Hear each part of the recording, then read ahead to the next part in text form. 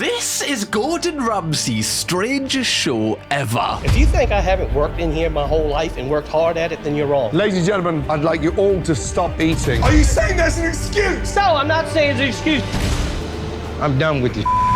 Oh, you gorgeous donut. For years now, Gordon Ramsay has been trying to replicate the success of Kitchen Nightmares, which is one of his most famous concepts and most successful shows. This concept involves him taking restaurants that are on the brink of extinction, they're in thousands if not millions of pounds of debt, and within 1 week he turns them into thriving restaurants again and money-making machines. Now, he's replicated this concept with Hotel Hell, where he basically does the same thing but for hotels. Very inventive, love it, Gordon. He recently made a show called Gordon Ramsay's Secret Service, which basically followed the same timeline of a Kitchen Nightmares episode, except at the start of the episode he breaks into the restaurant, so the owners don't actually know that he's been in before he goes in, and then the rest of the episode is basically him trying to fix the restaurant like Kitchen Nightmares. Now, we've covered both of those concepts in their entirety, but I've recently came across what I think is Gordon's most insane concept of trying to replicate Kitchen Nightmares yet.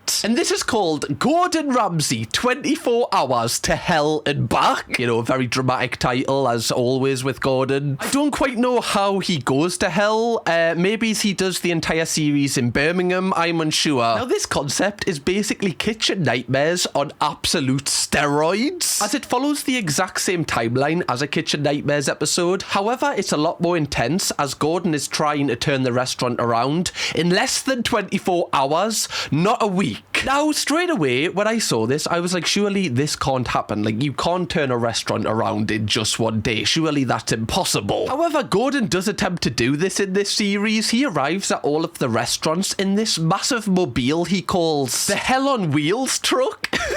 So dramatic. And this truck has a full kitchen, it has a camera crew, it also has a full makeover team. Now, unlike all of the other kind of variations of Gordon Ramsay series, when he turns up to the restaurant or the hotel and basically tells them how he's going to fix it, Gordon changes the script with this one, as he actually goes undercover, full incognito mode. He's got the VPN on and everything, which actually takes us into our sponsor. No, it doesn't, I'm joking. As before entering the restaurant, he actually has a full disguise on with SFX makeup, so you can't really tell it's him. I mean, we can because we know it's him, but you're going to see some of these makeups that he has. They're so over the top. He'll go into the restaurant, try the food in this disguise, and then eventually he kind of reveals himself that he's Gordon Ramsay to everyone's, shock. Now, as you can see here, Gordon is dressed as a pilot, I believe, but that just doesn't look real. Like, surely you know that that's a man in a costume. Like, surely. Like, look at him. Are we taking the piss here? He looks like something off The Purge. He also had this disguise where I don't know what he's trying to look like here. Like Walter White off Breaking Bad, possibly. Just trying to find his Jessie to cook with. Where Gordon actually dressed as a woman. There was no, addition to the plot for him being a woman. This was, by choice. Just trying to fulfill a fantasy, I guess, that he's had. Trying to look like Mrs. Doubtfire or something. I feel like he's losing it. Honestly,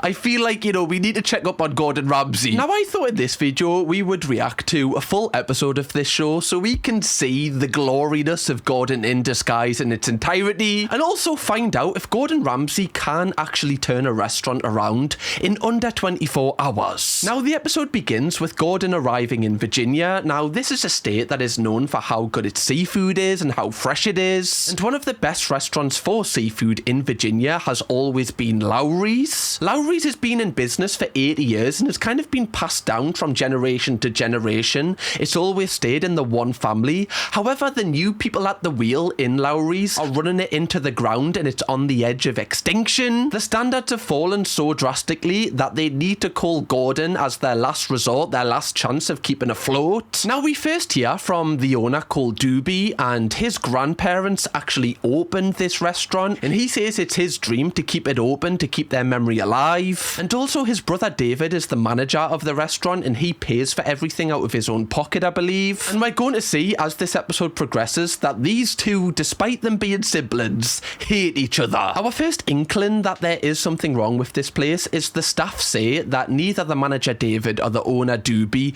do anything around the place, and basically the staff run it by themselves. This restaurant just runs with oiling and pan. And I've been here 28 years at Lowries. I've been here for 43 years. Sorry, they've worked there, like one of them for 43 years. Like, that isn't just a job at that point. That's like a part of your soul. That's a part of who you are as a person. I can't imagine what it would be like to work at a restaurant for that long and see like the decline of it over years. Like, surely that would actually hurt you as well. 10 years ago, busy. And now they just don't come in anymore. The staff tell us that nobody comes into Lowries, like it's dead all of the time, despite, you know, over 10 years ago, people couldn't even get a seat at this place. And straight away we find out why, because Doobie is never there despite being the owner, and when he is there, he's no use at all. The problem's in Larry is because of Doug. He ain't never here when he's supposed to be here. You think these all the menus I'll need? I guess. I don't know. Nice. Right, great leadership from the boss there. Sorry, boss, is this all the menus we need in the restaurant? I don't know. Right, I fucking don't know. Right, you think I run the place or something, do you? Why would I know about the menus, love? Alright, I just own the place. Can you just let us play Candy Crush on my phone, please? Why are you trying to get us to direct stuff? Straight away, all the signs are lying to us. Like, literally, this says salad bowls, and to me, that doesn't look like a salad bowl the last time I checked what a salad bowl looked like. Honestly, I feel like they're telling fibs to us. I believe that if they came together, it would make a big difference here. If they came together, sorry, love, that's illegal. Okay. Sorry, I don't know why I made that weird. Brothers should always come together. It's not. Just, you know, sorry, I've made it weird now. Brothers should never come together. Actually, brothers should just not. Brothers shouldn't come. I don't even know how to. I don't know how to get out of this one, honestly. Brothers should just come. Okay, someone put that on a t-shirt, please. I don't know what's coming out my mouth. Oh, shit! Now, every time we see the brothers kind of talk about each other or interact, it's very clear they don't see eye to eye. When you're not here and then just come in for a couple hours and go, hey, do this, do that, do this. I really am over the family fights and arguments. That's the thing that basically drove me away. So straight away, they're both kind of blaming each other. There's no responsibility being taken here. This person is blaming this one's blaming this one, and none of them are really at fault themselves. Which straight away is not a good recipe for a successful restaurant. David, the manager, even admits that every single morning that he comes into work, he's wondering if today will be the day that they finally close, as they are hundreds of thousands of pounds in debt. Even their parents, who ran the place before them, tell us that, you know, they need a miracle to turn this place around. We don't have any more money. We would have to sell our house. We're at a dead end, but we're hoping for a miracle. Now, already that is even more pressure on your back that, you know, your parents are going to have to sell their house because you're so bad at running the restaurant that, you know, they used to buy their house. From their point of view as well, I always do think it must be very, you know, stressful, and the tensions would definitely rise if you are in a family business and you kind of, you know, the responsibility is given to you to carry on the family name, even if you don't really feel like you've got it in you to do that. Because you would feel this sort of responsibility that you've got to do it anyway because your parents did it and their parents did it. I do have a little bit of sympathy for them that, you know, they might have just been put in this position and they're just not capable. One thing I do think that this place instantly has going for it is the staff are so invested in the place. Like, we see some of the staff talking about the place potentially closing and they're like crying their eyes out because it's a piece of them because they've worked there for so long. Whereas with a lot of other episodes we've covered from Gordon Ramsay, the staff couldn't care less. Like, they just feel like they could get a job somewhere else if they wanted to. Genuinely, the people who work here would die for Lowries. Now, like I said, Gordon only has less than 24 hours to turn this 81-year-old business around, despite it failing for the past 10 years. At this point, I'm really confused how he actually is going to do this. Like, how do you unwrite 10 years of failing in one single day? Surely that can't be possible. I know it's Gordon Ramsay, but everybody has their limits. Maybe the only way we could actually, you know, turn this place around is if the brothers, okay, hear me out here, they come together. Maybe that might be the answer to everything. Just, you know, when all options are exhausted, We've got to look at other things, okay? Now, just before Gordon is about to go in this restaurant, he says whenever he does Kitchen Nightmares or Hotel Hell, when the owners know that he's coming, everybody is always on their best behaviour. It's like when you were in school and Ofsted would come and your teacher like threatened you to behave so that they could get a good report. It's kind of like that. So Gordon thinks that his only option to go undetected is by putting loads of SFX makeup on to totally transform his image so they would never suspect it's him. How do I drive this thing? Oh. Bro. Like, what is this? Is this Johnny Knoxville bad grandpa? Like, was this the only option, Gordon? Really? I don't know if he's, like, running out of ideas or if he's trying to just, like, one-up every single series he's ever done. But I don't know if this is the answer. I think he's just going a bit loopy. He doesn't look like an undercover grandpa. He just looks like a bit of a pedo. No offence to anyone that, you know, does have this wardrobe. Now, you're probably thinking the same thing as me. Like, Gordon walking in isolation looking like that, they're probably going to suspect it's him. But don't worry, he has a little trick up his sleeve. He's actually hired an entire bus full of elderly people and all of them are going to go into the restaurant together so we can kind of blend in. I wish I was joking. Now, you're probably thinking, like, surely the cameras and everything is going to trigger that they're on a Gordon Ramsay TV show. Well, they've actually been told that they're on a total different TV show that doesn't involve Gordon, obviously, just to throw them off the scent that Mr. Ramsay's turning up. I'm going in with a group of local senior citizens who remember Lowries' heyday. Now, how many's been to Lowries before? Oh boy, a lot of us. Bro, what are we doing here? Let them enjoy their pension. Haven't they been through enough? Come on! The local Meta Bingo hasn't got any customers now, right? It's bloody empty. That's that business killed. M&S Caff is in absolute tatters right now. Gordon and his friends then arrive at the restaurant and he gives his first impressions. Lowries' interior is far from fine. The tables and booths look dated, and the colour scheme might be from 1938 as well. To be fair, this is probably like quite modern for the people that you've came with. They're like, oh my god, is this literally like the new decor? These young'uns, honestly, so creative. It's the fact that he's brought in a mobility scooter as well. Like, nobody else has a mobility, like, seat. Why did he have to, like, one up all the old people as well? I bet all the old people are slagging him off behind his back. Now, I would like to think, if I was one of the staff, that I would know it's Gordon Ramsay, but it's so hard to know if I would, because obviously we're watching this, so we know it's him, but I'm trying to think if I didn't know. But I just feel like the cameras and everything would give... Surely you would know. Surely. He then tries the food, which obviously with every Gordon Ramsay show goes down exceedingly well. Here we go. The steak just tastes tough, cheap quality. Can you imagine, like, sitting on a table with him as one of the, like, old grandmas and you actually think it's decent? You'd be like, God, he's a right moaner, him, isn't he? Like, why is he, like, doing this live kind of commentary? Just eat your food. Hey, we haven't got many years left here. We might as well enjoy them. Who put us on a table with this prick, man? And why are all the cameras pointing at him? Who does he think he is? They don't taste fresh, those crab cakes. I can tell you now, this product is second, third grade. It's the fact he's like whispering and everything. Like, why is he whispering?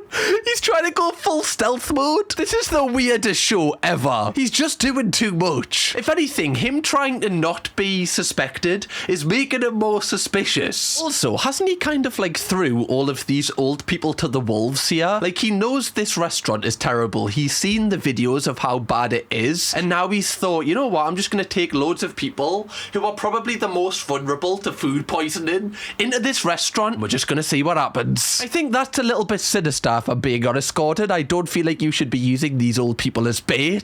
It's like, well, they didn't have many years left, did they? Might as well. After trying all of the food, Gordon then stands up and announces that everybody must stop eating right this second if they want to survive. And then he reveals himself. Just quickly, Donuts, if you haven't already, please do press the subscribe button. I know loads of people watch these videos and haven't pressed that button. It's free and it means you'll never miss a video from me. So go and press it. Ladies and gentlemen, I'd like you all to stop eating. Madam, can you get me the kitchen out? Honestly, I'd be like, who the fuck does he think he is? This old man is telling us to stop eating me food, which, by the way, like, I'm actually enjoying. Piss off. Ooh, look at me, I've got a hat on. Don't care, mate. Don't care. Go back to your home, will you? Honestly. David, they want us out here. Okay, turn everything off, yeah. All right, stop. Why are they all listening to this old man? Bro, sorry, that is like terrifying. That was like some Ed Gein stuff. You know, I don't know if I would be applauding. I just kind of feel betrayed. I'd be like, oh, okay, so this means that this restaurant is horrific and you didn't decide to tell any of us prior to eating? Thanks, Gordon. Thanks for coming. The fact you just manipulated these old people, man.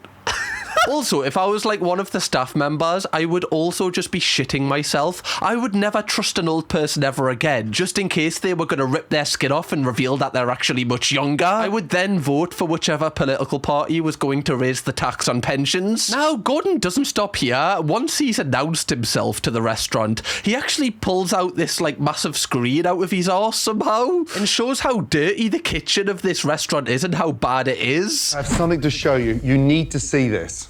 Please, take a close look. Sorry, did you see the woman's face there? She was giving him the biggest bombastic side eye. She was like... It's like, you know when you go in like a judgy nightclub where everyone thinks they're mint and you're literally just walking by and someone's like, you think that you can afford a bottle of Ciroc, do you? Dreamer, get out! Out with the vermin! Trying to come in a nightclub with me, that word again.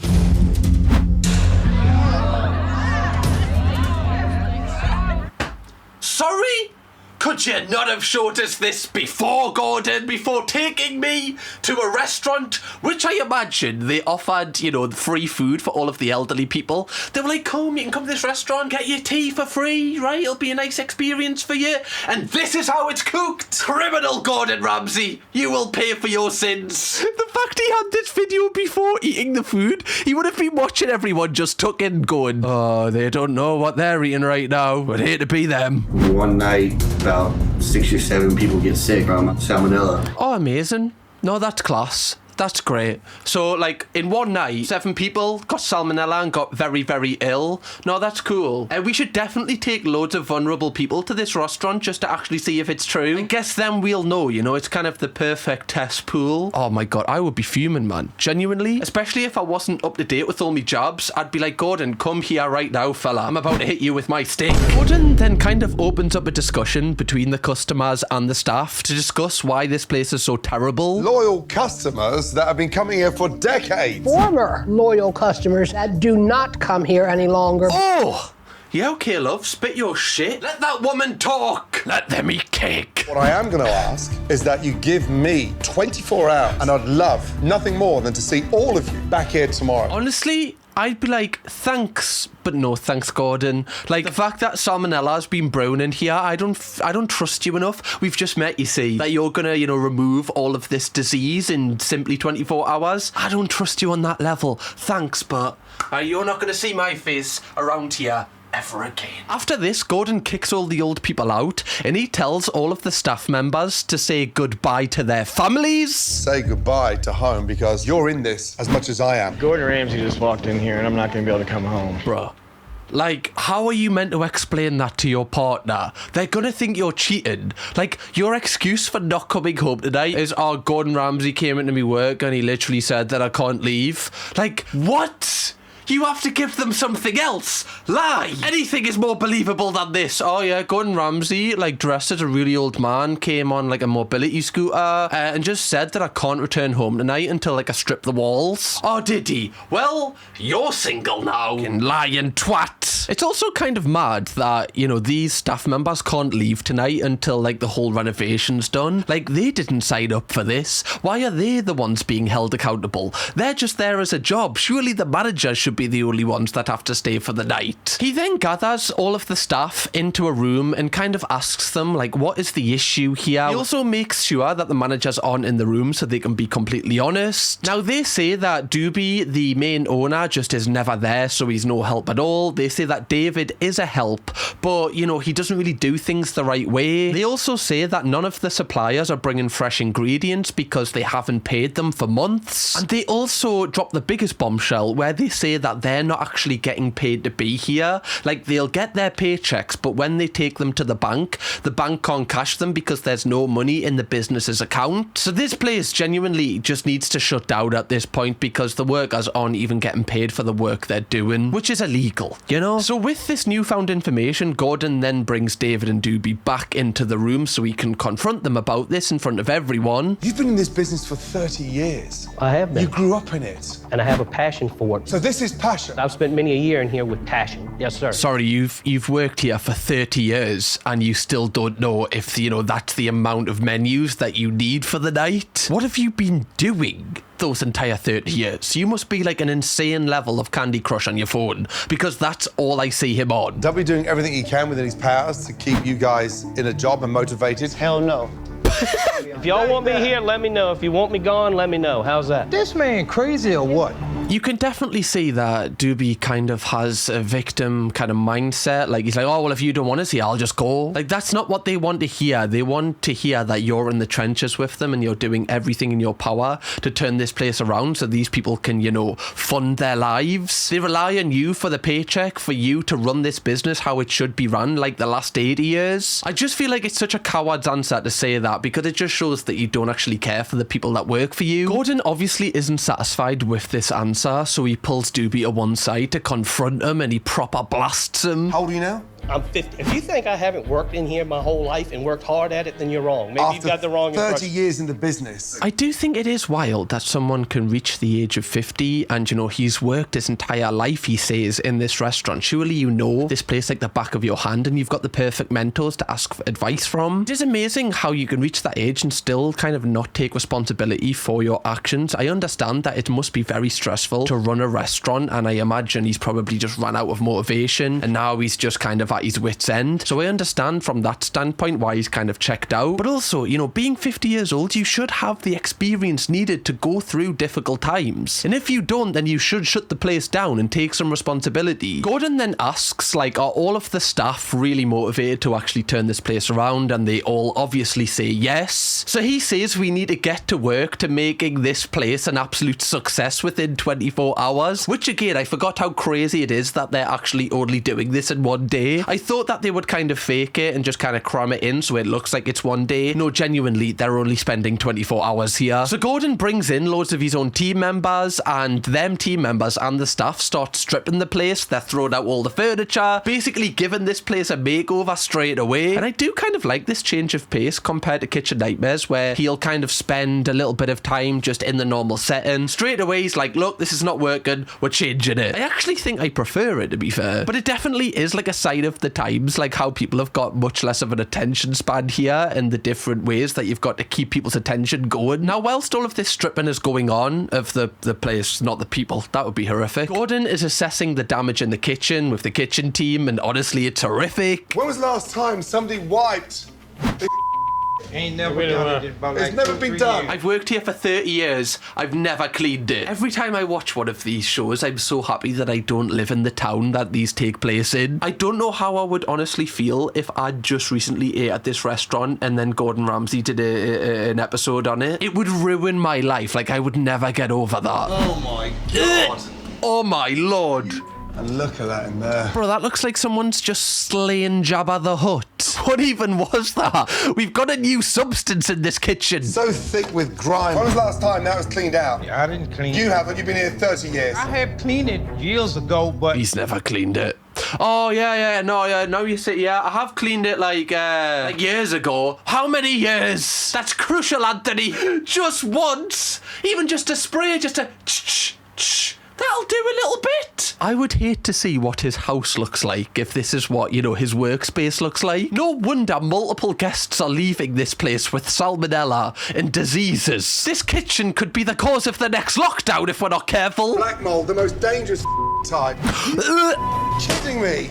Raw beef with cooked fried chicken. Sorry, that genuinely is one of the worst things I've ever seen on one of Gordon's shows. That's like fried pre-cooked chicken that they're just going to like heat up and serve, laying on top of beef that is raw. Bro, That is where you will get the salmonella and all of the diseases from. You can't have raw meat with cooked meat. That's like one of the first... I even know that, and I'm not a chef. It's one of the first things you learn. Also, like, how much fried chicken does this place have? I don't think KFC's got as much chicken as this. An 87-year-old lady was sat having lunch with me today, and she said her oysters, they don't smell good. To be fair, Gordon, I do feel like you have to take some responsibility. You know, you would have been sent the videos of this place before you asked those elderly people to join you on this quest. I need a head count of all of the people that came, just so we know that, you know, the same number of people come back. Because I don't know if many of them have got 24 hours left in them after this. The more Gordon is finding out about this kitchen, the more he's increasingly getting annoyed, and he actually starts a confrontation with the owner Doobie,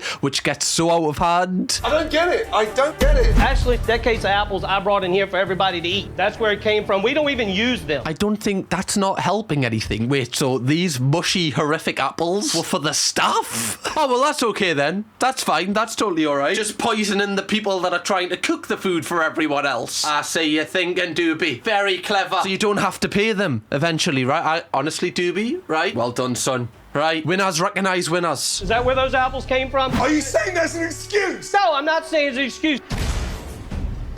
Okay, I think Gordon, I think that was just a bit weird. Like, why did you throw it off him? Like, what did that achieve? Just, sorry, I don't know why I did that. I'm just trying to show off because the cameras are there, you know, just trying to act hard, just... Sorry, I'll buy in. You're sorry, mate. It's the fact the guy in the background got some recoil as well, you know? Like, I think a bit of the apple landed on his crotch. Another thing he's got to explain when he goes home. Oh, so you haven't returned home tonight and your crotch is really soggy. Oh, Gordon came, did he? I bet he did come. Haven't got a great relationship with that word today. If I was Doobie at this point, I think I would just be pissed off because I would feel like, I don't know, like I just feel like throwing things off me is very disrespectful. Like, do your shouting thing, I get it, it's dramatic, but throwing stuff off us, I'm not really here for that. I would kind of check out at this point and be like, look, you've got to get back in my good books now. The emotional tables have turned now, Gordon. You're in my debt now, son. However, Doobie actually takes it surprisingly well straight after. Oh, I'm not used to anyone throwing stuff at me. And maybe that's what it took, and that's what I deserve, but still. Honestly, Doobie, I feel like you had all of the right to throw something else off him. You should have found the grimiest thing in your kitchen. Remember, this is your battlefield that we're on. Gordon is on, you know, away at turf here. You're at home. Use your surroundings to your advantage, you know, get some really grimy stuff and just smudge it in his face. Send him home with a cold for a week. See how he likes it. After this, Gordon then takes the entire kitchen team out to his truck where obviously he has the full kitchen and he's showing them the new menu that he wants them to implement into the kitchen. Brand new. Oh, it's not brand new. It's 3 years old. It looks brand new. Because we clean it. Oh, look, brand new. Nah, mate, I just clean my things. Oh, that just shows how, like, grimy that kitchen must be. Oh my god, yours is still silver. What the hell? Did you just get this from the shop today? That's crazy. What, you can actually see the numbers on your microwave? What the hell? He then makes Anthony head chef, which Anthony seems buzzing about. Sir, you are now ready to be the head chef. Yes, I'm ready. Do you want it? Yeah, you want it. Come on. I know he can do it. I'm ready.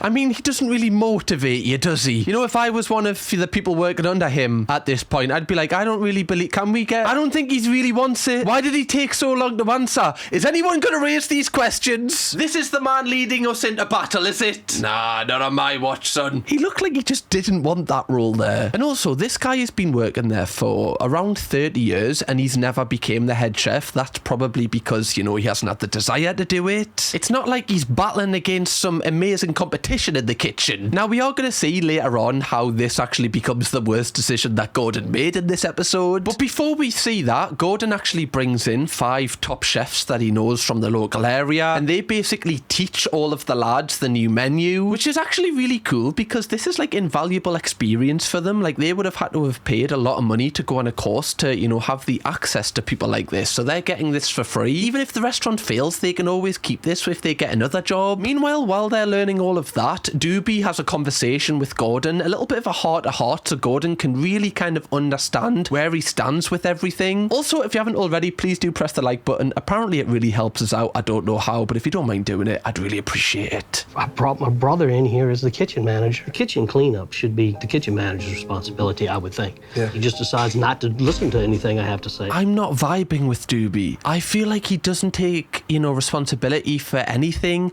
Anytime he's confronted about what's the issue with this place, it's always someone else's fault. And unfortunately, when you're the owner, it doesn't matter whose fault it is. The responsibility lies with you for the success of this place. And if you are blaming everyone else, you're kind of creating a culture where all of your employees then can just put the blame onto everyone. So then we never actually figure out who the real issue is. So how do you offload this pressure? Who do you talk to? I really don't talk to anyone. How do you talk to anyone with something you're failing at and you're embarrassed by? Now, that is something I actually do really feel for Doobie with, because, everybody deserves to have someone to talk to, and they should never have to feel ashamed about what's on their mind or, their actions in a business, which, is to the detriment of the business. They should have someone that they can just talk to that doesn't judge them. And you can see he's really kind of holding up all of this information in his head, which means, he's always ready to blow because he's already at the maximum of what he can handle, and he has nobody to, share this pressure with in his own mind. So that's probably why there is so much tension, because he just physically can't handle this anymore. The show then skips to the morning time, and surprisingly, the staff have actually been here all night. They all look absolutely knackered. The only person who doesn't look knackered is Gordon, who I imagine slept very soundly in a hotel somewhere. He's had a hard day, okay? He literally had to dress as an old man. Cut him some slack. But yeah, all of the staff have literally been cleaning and stripping the place all night. Everyone's been up all night cleaning. I'm ready for a nap. I'm tired. My feet are killing me, but everything is coming together. Is this even allowed? These people aren't getting paid. Surely Gordon and his team have had to pay them to, stay overnight. Because if this was me, and my boss wasn't paying me, for my work when I was actually dedicated to be there, I'm not going to stay overtime. I'm not going to give up an entire night's sleep to then work more, which I'm not going to get paid for, even when it's fixed. I'm just not doing it. You're not getting that out of me. I'm going to do the very bare minimum. I don't like being at this place in the daytime, so why would I want to spend my night here? Now, at this point, there's only 10 hours before the 24 hours is up, and all of the customers from the previous night are gonna return, hopefully, unless anyone, has...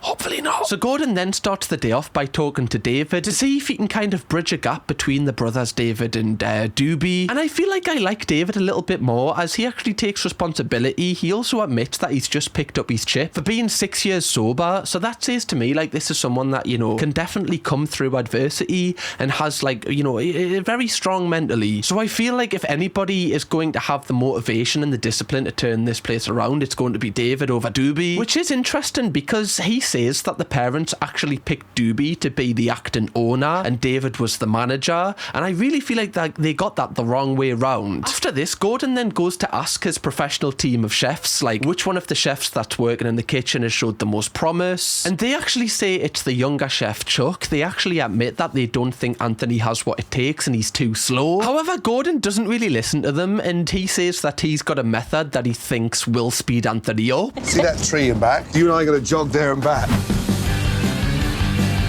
Come on, man! Oh! I actually think that Gordon has just lost the plot, Sorry, how does this correlate into you being fast in the kitchen? The fact that you can beat Gordon Ramsay in a race? Does that mean if I beat you in a race, Gordon, then I get the reins to one of your Michelin star level restaurants? Because if that's the case, I'm all here for it. When I was younger, I wanted to be a chef. Maybe this is my way into that world. A new door is opening right now. I just need to do some hill sprints and I'm going to be right there. This time you go, I'm going to give you a 15-second head start. He's just torturing this man.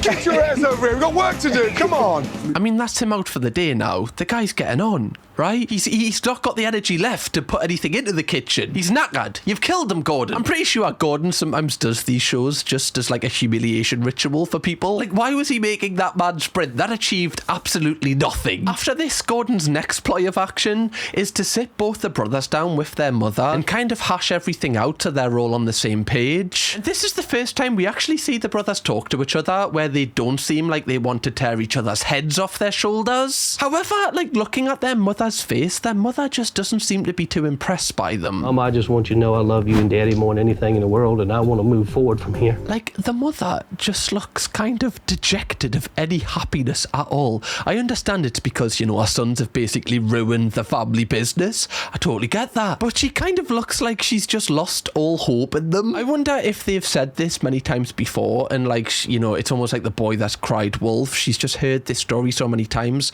so she doesn't actually believe that it's going to change this time. To be fair, I'm kind of in the same boat as her, because I don't actually believe that you can turn a restaurant like this around in just 24 hours. At the end of this video, we are going to see where this restaurant is today, to see if it is still open and like long term this actually helped. But yeah, I'm not convinced. Great content though. The show then progresses a few hours to only 20 minutes before service is about to begin, and they do a quick test run through before the customers arrive, and straight away they hit a speed bump. That's pink. That's raw. Well, Gordon, right, it wouldn't have been raw if he didn't make us do about 40 shuttle sprints, you prick. Right, I've got no energy left, man. I've got nothing left. Oh, God. Can hardly think. My head's pulsating. I mean, this is the issue with trying to turn it around in 24 hours. You're 15 minutes before service is about to begin, and your head chef can't even cook chicken. I think that's a little bit of a stumbling block, and, you know, you possibly shouldn't invite those old people back, because you're actually going to finish the job off this time. You're going to have, like, a mass manslaughter case on your hands if you're not careful. Gordon then tells the staff to, like, ignore this piece of chicken and just try all the other dishes, which, again, I would be very apprehensive of. Like, if this guy, Anthony, has had like a hand in any of these other dishes, why should I trust that they're going to be okay? How about you try them, Gordon? I never see him eat any of these foods. However, they go ahead with service as planned, and just before it begins, Doobie gives the staff like a motivational pep talk to fire them up. This place was established in 1938. Tonight we're going to reestablish it. All right. Start right now. All right. Okay? Let's do it, y'all. Yes. Anyone else just feeling like so fired up right now? Oh, damn! Fucking just... I just want to rip my own skin off and then put it back on. I might make Doobie the sound of my alarm clock in the morning. Just that speech right there. That was incredible. I felt like if I closed my eyes, I was listening to Rocky Balboa. After this, the customers start pouring in, and we kind of get to see the before and after of the transformation of the place. Hello, what a change. You all even look happier. I mean, yeah, love, there's no diseases here anymore. You know, my face doesn't feel like it's burning as soon as I enter the door. I am happier. Thanks for noticing. My team and the Lowries staff have turned the tides on this. It does look mint now. How have they done that in 24 hours? Like, can I hire you to do my house, please? This is incredible. I'm amazed. I would not have believed this transformation could have happened overnight. Beverly, I'm not gonna lie, love, you're a stronger woman than me. You know, the footage that you saw just last night on that television, and you've still agreed to come back, would never be me, love. Would never be me. But hey, right, I appreciate it, right? You've lived through some strong stuff. This isn't going to kill you. People will do anything for a little bit of screen time, won't they? One thing that is nice is Gordon then brings in the father of the brothers, who we haven't seen yet, as I believe he's been quite ill. And it actually gets really emotional at this point when he sees how good the place looks. If I start crying, is that all right? Oh, come on, I don't need to cry. I wish I had a dad like you. Let's hope that those two boys of yours will continue this legacy. Oh, Dad. This is the first time I've seen this guy, and it makes us really happy for him. Obviously, if he's ill or he's just getting older in general, like, you know, the fact that the restaurant's failing is going to be even more of an added stress, because it means a lot to him and it meant a lot to his father. I do want to ask the question just for the comments. I'm genuinely intrigued by anybody who watches this who's had to, like, keep on their family business. Like, do you feel a lot of pressure in having to have that as your career? Like, do you feel like boxed in? Like, you know, was there something else you wanted to do, but you felt like you had to do this because this is what your parents wanted for you? Because honestly, I feel like it's such a nice thing to be able to carry on a family business and for it to, you know, pass down from generation to generation. But I do feel like you should only do that if you actually want it. And I do feel like Doobie didn't actually want this restaurant. He just thought that this is the thing that he was meant to do because his dad wants him to do it. I just want to hear if anybody has been in that position, just give us like a perspective on that. One thing I do want to say is if they do end up poisoning their own dad, then I am going to be severely disappointed in them. Do not let Anthony cook that man and chicken. Let that man order anything but chicken. I want his meal treble, quadruple checked before it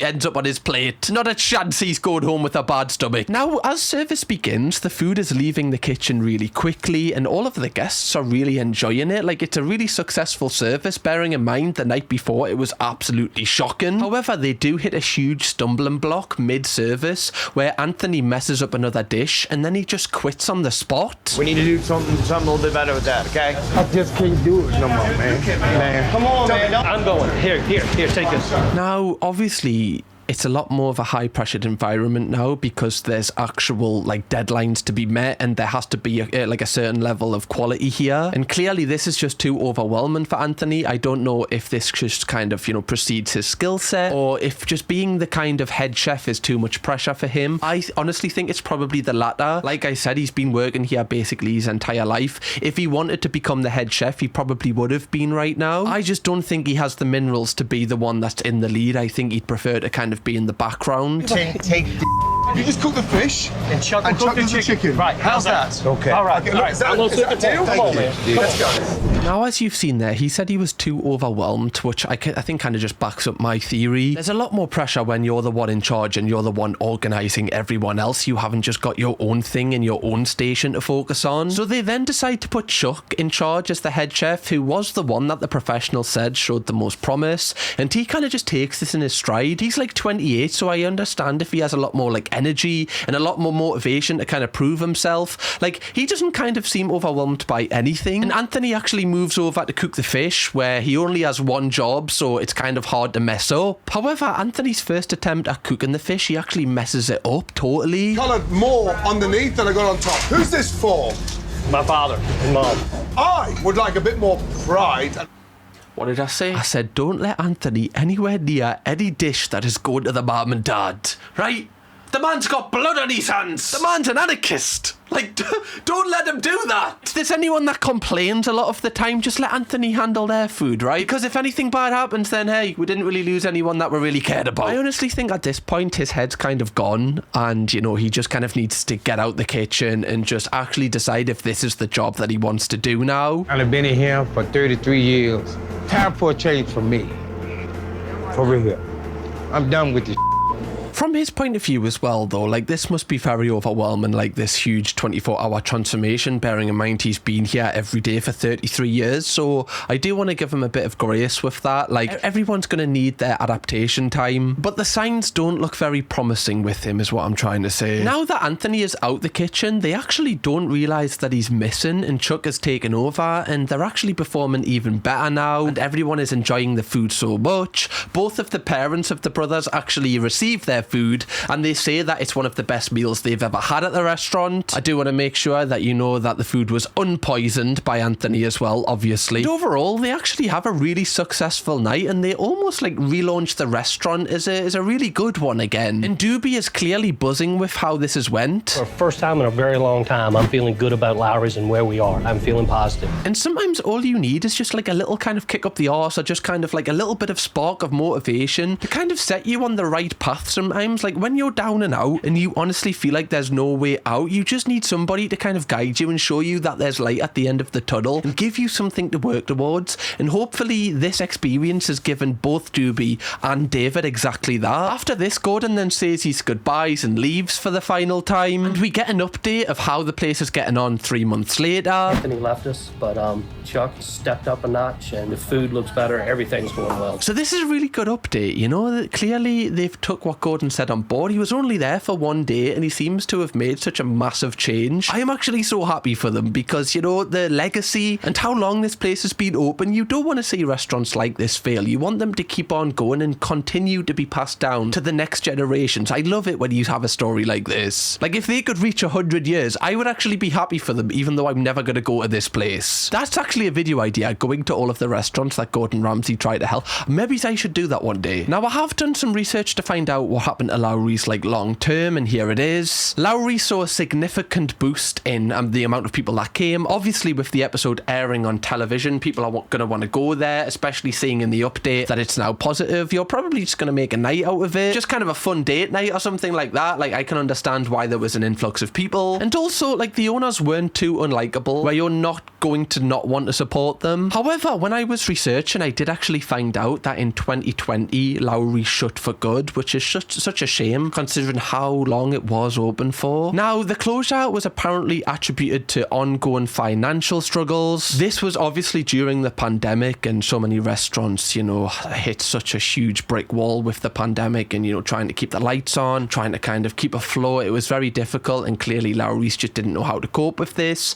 Obviously, they were on the brink anyway, so this is kind of just like the final nail in the coffin for them, I guess. I did want to dig a little deeper and just see like what was actually going on in the local area. Like, was this actually the case? Was it all down to just the pandemic? And I actually found an extract from an article that related specifically to Lowries' closure. It said the seafood industry was hit really hard that year. Many crabbers, commercial fishermen and oystermen who had been barely hanging on quit the business as the restaurant market dried up, and now with fewer watermen and limited supply, prices for seafood are through the roof. I don't know that we'll ever have another seafood restaurant in Virginia anywhere near as good as what Lowries was, and that's a shame. So obviously the cost of everything was going up, and, you know, less people were going out to eat because it was the pandemic. But it is really great that the legacy of Lowries is still a positive one, and people still to this day say like we'll never get a seafood restaurant as good as that in the area. And honestly, that's all you can really hope to achieve, I guess, with like a family business, that people remember that you know, produced a great service over many years. And hopefully the family should feel very proud that they managed to, you know, accomplish that. And weirdly, I do think that the 24-hour concept actually kind of helped. I didn't think it would. I thought it would fall drastically on its face, but I kind of liked it, and I thought it was kind of fun. Let me know your opinion on this show, and if you want me to cover another episode, there is multiple seasons of this.